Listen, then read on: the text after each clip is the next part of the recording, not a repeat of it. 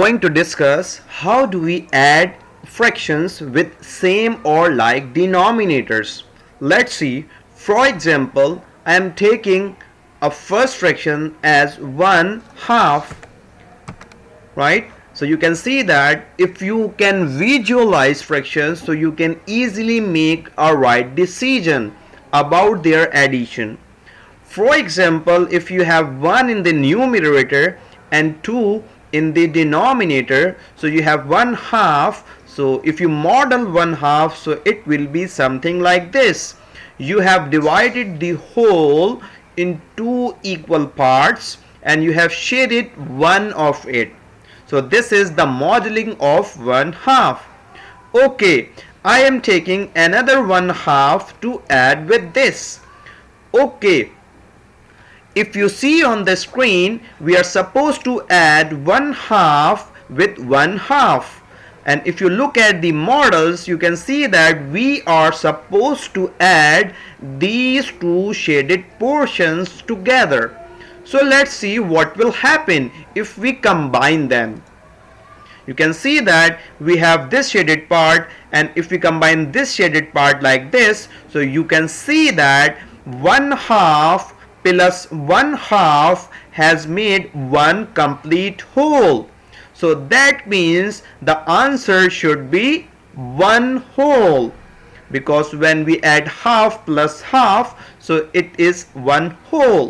You can see that 1/2 plus 1/2, and when you add them as we did here, so we get the answer which is 1 whole. Is it now sense making that when we are adding fractions, so you need not to look at the numerators and denominators separately, but you have to visualize in your mind what does 1/2 means. So 1/2 means one piece out of two equal pieces.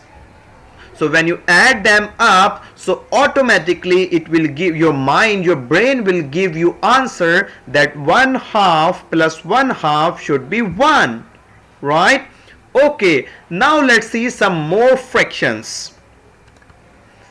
Okay, now I am taking, for instance, for example, 1/3, right, with 1/3. Okay, if I want to add 1/3 with another 1/3, so first I have to imagine in mind that what does 1/3 means. What 1/3 mean, I have to divide the whole in three equal parts and I have to shade one of it, right? So I have modeled two 1/3s to add them together. So now let's click this to add them together. So here you can see that this 1/2 when added with this 1/2, so in total you have two. What do you have? Two. You have 2/3, right? 1/3 from here and 1/3 from here, and when you combine these two, so you get this, which is 2/3 part of the whole, right? These are two shaded part out of three equal pieces in this whole.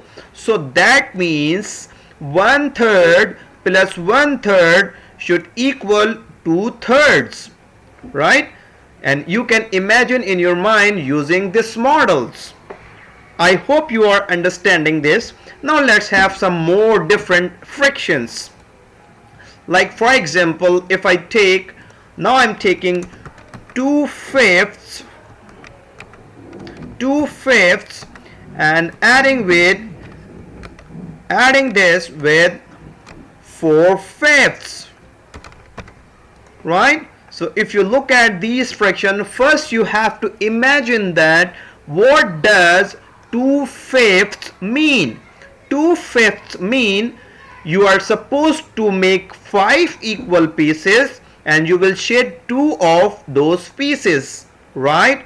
And 4/5 means 4 out of 5 pieces, right? Now addition means you are supposed to join all of these shaded parts together. So let's do this.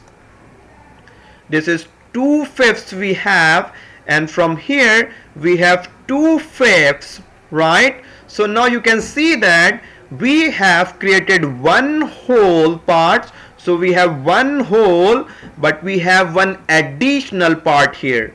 So how we can write this? If you look at here, so we have completed one whole. So that's, we have one whole here, one whole till here, but you can see that we still have this part left over. So as whole we have one whole strip, and what part of this strip do we have? We have one part out of 5 equal parts of this strip. So we have to write this as one whole along with 1/5, right? So when we add 2/5 with 4/5, so we should get, what should be the answer? The answer should be one whole strip, because you can visualize this. We have got one complete strip, and we have, apart from another strip which is 1/5 part, one part out of 5 equal parts.